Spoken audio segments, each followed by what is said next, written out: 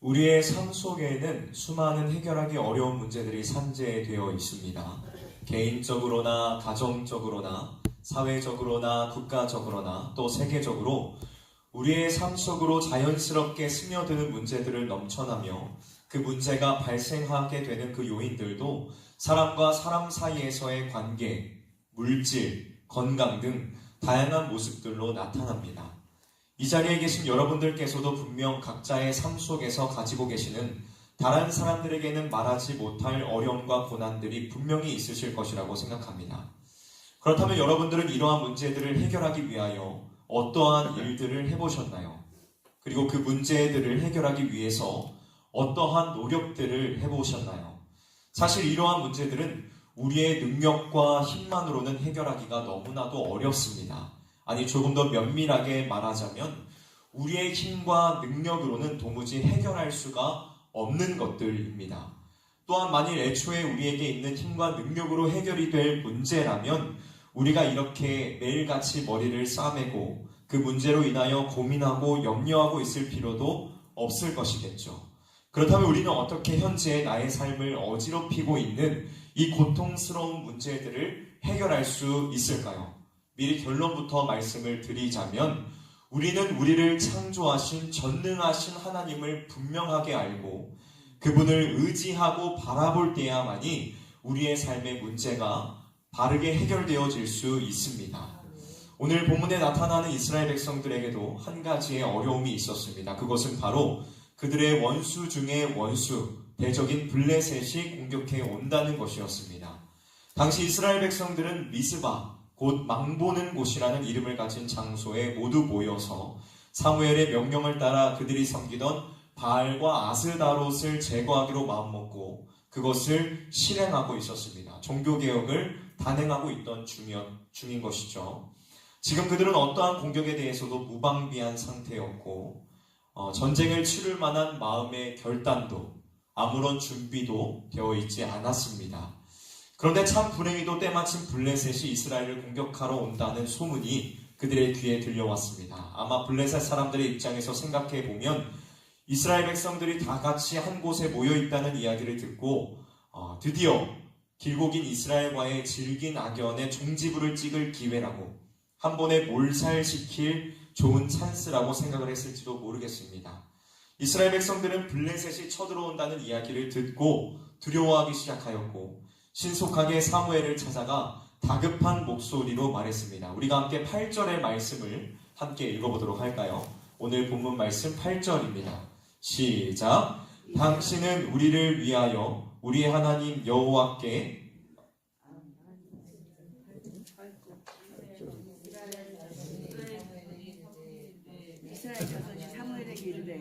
네, 같이 8절 말씀을 읽어보도록 하겠습니다. 시작!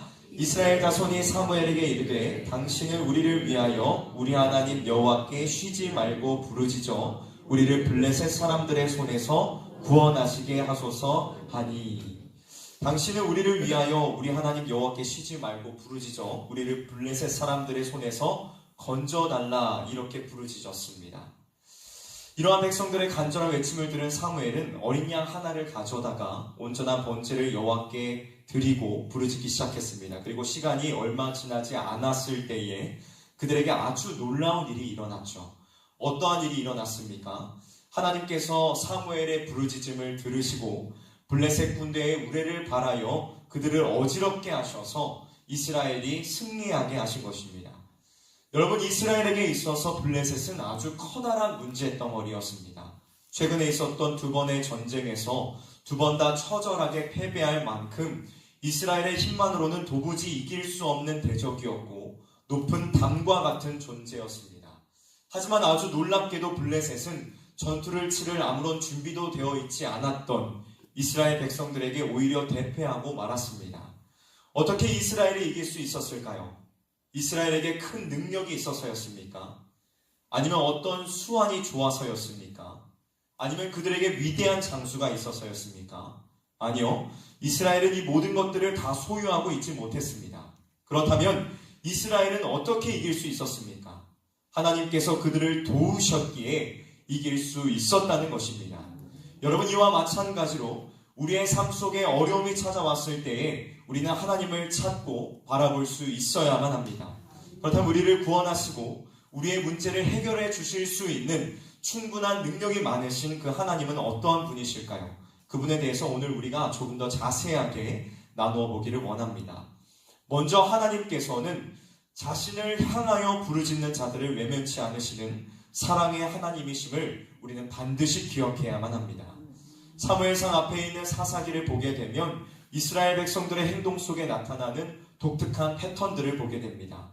사사기에서 기록하고 있는 이스라엘 백성들은 자신의 소견에 옳은 대로 살아가며 하나님의 율법에 순종하는 삶을 살아가지 않고 우상 숭배와 같은 죄악을 저지르며 살아갑니다. 그들은 이방 사람들과 혼인하고 그들의 문화를 받아들여 죄악 속에 살아가면서 하나님의 자녀로서의 삶이 아닌 세상 사람들과 별반 다를 것이 없는 삶을 살아갑니다. 이렇게 죄악 가운데 살아가는 이스라엘을 향해서 하나님께서는 그냥 보거나 방임하지 않으시고 이방 나라 중 한 나라를 일으키셔서 이스라엘을 심판하시고 그 나라로부터 압제를 받게 하십니다. 이렇게 다른 나라의 지배 속에 살아가는 이스라엘 백성들은 많은 고통과 고난을 당합니다. 그리고 그들은 고통 속에서 드디어 자신들의 진정한 아버지이시고 주인 되신 하나님을 찾게 되며 그분을 향해 간절하게 부르짖기 시작합니다. 이때 하나님께서는 이스라엘 백성들을 외면치 않으시고 그들을 압제하고 있는 그 이방 나라 가운데서 구원해 주시며 회복시켜 주시고 평안한 삶을 허락해 주십니다. 이러한 모습은 비단 사사기에만 나타나고 있는 것이 아닙니다. 시편 107편 13절에 시편 기자는 이에 그들이 그 환난 중에 여호와께 부르짖음에 그들의 고통에서 구원하시되 라고 기록을 하고 있습니다. 여러분, 오늘 본문에서의 이스라엘 사람들과 사사기에서 하나님의 도움을 받았던 이들, 그리고 시편의 기자, 믿음의 선진들, 그들의 공통점이 무엇일까요? 바로 그들은 고통 중에 여호와 하나님께 부르짖었다는 것입니다. 그들은 고통과 아픔 중에서 하나님을 찾고 부르짖었습니다. 그들은 그들의 문제를 해결해 줄 다른 것들을 의지하지 않고 오직 하나님 여호와만을 의지하였다는 것입니다. 여러분들은 현재 어떠한 삶에 어떠한 어려움들을 가지고 계십니까? 그리고 그 어려움으로 인하여 얼마나 많은 고민과 아픔을 느끼고 계십니까? 이 시간 우리 모두 다 여호와 하나님께 부르짖고 털어놓을 수 있기를 원합니다. 하나님은 절대로 우리를 먼저 외면치 않으시는 분이시며 우리의 아픔을 동정치 못하시는 분도 아니십니다. 하나님은 우리를 사랑하시며 신실하게 우리의 삶을 선한 방향으로 인도해 가시는 분이시라는 것입니다. 때로는 하나님이 침묵하고 계신다는 느낌이 들 때도 있습니다. 하나님이 나를 외면하고 계시는 것은 아닌가 하는 그러한 생각이 들 때도 있습니다. 하지만 그렇다고 해서 좌절하지 말기를 바랍니다. 더욱 하나님을 붙잡고 더욱 그분께 매달릴 수 있기를 바랍니다. 하나님은 우리의 간절한 기도에 응답하시고 우리를 붙드시는 사랑의 하나님이심을 기억하며 그분께 오늘도 간절하게 간구하는 저와 여러분들이 되시기를 주님의 이름으로 간절히 소원합니다. 하나님의 자녀들에게 주어진 놀라운 특권은 온 세상을 만드시고 그 모든 것들을 통치하시는 그 하나님의 보좌 앞에 믿음의 담력을 가지고 나아갈 수 있다는 것입니다. 오늘 우리가 하나님 앞에 부르짖으며 나아가기를 원합니다. 하나님 앞에 구태여 자신을 감추거나 숨기거나 꾸며낼 필요가 없습니다. 하나님은 이미 우리의 삶을 아시며 우리의 중심을 살피시고 우리의 모든 필요를 아시며 우리로 인하여 기뻐하신다는 것입니다. 이 사랑이 많으신 하나님 앞에 믿음으로 나아가는 우리 모두가 되기를 원합니다. 하나님의 도우심과 돌보심을 사모하며 나아가는 우리에게 하나님의 크신 은혜와 은총이 임하게 될 줄 주님의 이름으로 간절히 소망합니다. 지난주 시편 42편에 이어서 오늘도 하나님께 부르짖어야 한다는 그러한 제목을 가지고 함께 말씀을 나눴습니다. 우리가 이 시간 함께 부르짖으며 기도할 수 있기를 원합니다. 나라의 어려움을 바라보며 세계적으로 닥쳐진 어려움을 바라보며 또 현실에서 우리의 삶 가운데 닥쳐진 어려움을 바라보며 이 시간 우리가 함께 주님 앞에 목마른 사슴이 시냇물을 찾아 갈급함 같은 그러한 갈급함을 가지고 기도하며 나아갈 수 있기를 주님의 이름으로 간절히 소원합니다. 다음으로 우리를 인도하시는 하나님은 우리와 늘 함께 하시는, 동행하시는 분이십니다. 하나님께서는 영이십니다. 그렇기에 우리의 눈에는 보이지 않습니다. 하지만 그렇다고 해서 하나님이 이곳에 안 계신다거나 우리와 함께 하시지 않는 것은 아닙니다. 또한 우리가 고난을 당할 때에, 어려움이 있을 때에, 당장 삶의 문제가 해결되지 않는다고 해서 하나님이 우리와 함께 하지 않으시는 것 또한 압니다. 하나님께서는 언제나 우리의 삶 속에 여전히 함께 하시고 늘 동행하고 계십니다. 믿으십니까? 우리는 현실의 문제가 닥치면 눈앞이 먼저 캄캄해지고 이성적인 능력을 잃어버리고 감정적이 되며 살이 분별할 수 있는 능력이 떨어지게 됩니다. 그래서 하나님보다 문제가 더 커 보이고 그동안 읽고 외우고 배웠던 하나님의 말씀들은 생각나지 않고 세상에서 답을 찾으려고 부지런히 애쓰고 문제를 해결해 줄 사람들만 찾기에 급급합니다. 왜 이러한 모습들이 우리에게서 나타나게 되는 것일까요? 왜 믿음의 사람이라고 말하는 우리들에게 이러한 모습들이 동시에 존재하고 있는 것일까요? 그것은 우리가 하나님을 온전하게 신뢰하지 못하기 때문에 세상의 일들을 걱정해서 앞으로 당할 수 있는 미래에 펼쳐질 일들에 대한 어떠한 염려 때문에 생기는 두려움이 우리를 강하게 엄습해오기 때문입니다. 오늘 본문의 이스라엘 백성들도 블레셋 사람들이 그들을 공격하기 위해 올라왔다는 말을 듣고 두려움부터 찾아왔습니다.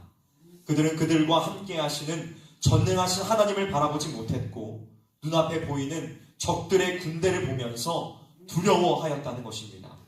사랑하는 성도 여러분, 하나님께서 우리와 함께 하시는데 무엇이 두려우십니까? 무엇이 염려가 되십니까?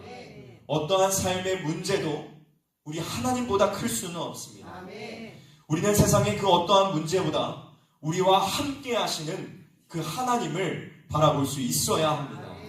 스콧 허버드라는 목사님은 이러한 말씀을 했습니다. 우리의 눈에 하나님이 작게 보이는 것은 우리 안에 하나님의 약속이 힘을 잃었기 때문이다. 그러므로 우리는 하나님의 약속의 귀를 기울여야 한다. 우리에게 힘을 주시는 하나님을 다시 붙들어야 한다.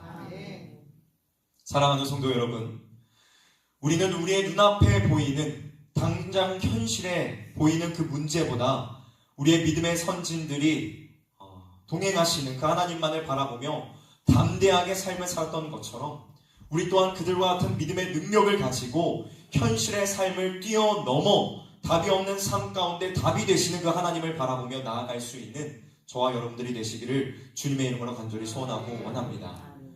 우리의 삶 가운데 있는 그 문제, 답이 없을 것만 같은 그 문제들도 하나님 안에는 분명한 답이 있습니다. 하나님 안에서 답을 찾는 여러분들이 되시기를 주님의 이름으로 간절히 소원합니다. 마지막으로 하나님께서는 에벤에셀 하나님이십니다. 블레셋과의 전투에서 승리한 사무엘은 돌을 취하여 미스바와 센 사이에 세워 에벤에셀이라고 불렀습니다.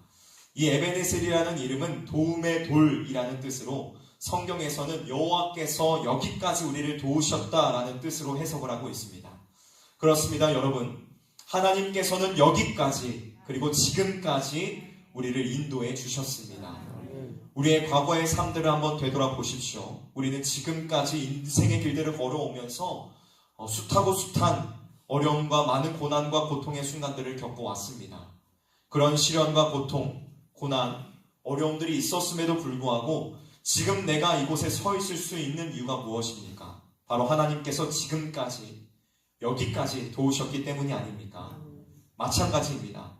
지금 비록 우리가 당하고 있는 환난과 어려움으로 인하여 지금 현실이 너무나도 고통스럽고 아프지만 훗날이 되었을 때에 현재 당하고 있는 모든 어려움 또한 하나님의 은혜였다라고 말할 수 있도록 하나님께서 도우시고 인도해 주실 것이라는 겁니다. 그렇게 우리는 하나님을 신뢰하며 바라볼 수 있어야만 합니다. 우리 주님께서도 이 땅 가운데 오셔서 많은 고난과 환난과 어려움을 당하셨습니다.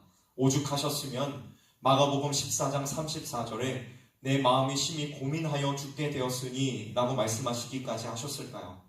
예수님께서는 아무런 죄가 없으심에도 불구하고 많은 사람들로부터 치욕을 당하셔야만 했고 외면을 당하셔야만 했고 십자가를 지셔야만 했습니다. 그럼에도 불구하고 예수님께서는 그 어려움에 대하여 좌절하거나 낙심치 않으시고 묵묵히 그 사명을 감당하셨다는 것입니다. 어떻게 주님은 그러실 수 있었을까요? 우리 주님께서는 하나님을 온전히 바라보셨기 때문입니다. 말씀을 마무리하도록 하겠습니다. 사랑하는 성도 여러분, 오늘 말씀을 기억하면서 우리의 삶 속에 역사하시는 그 주님을 바라볼 수 있기를 원합니다. 믿음의 눈을 가지고 주님을 바라볼 수 있기를 원합니다.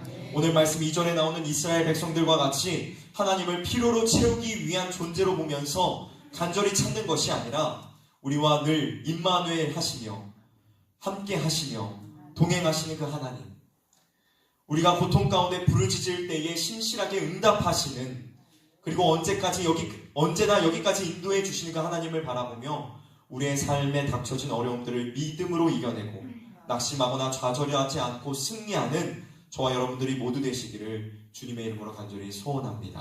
함께 기도하도록 하겠습니다.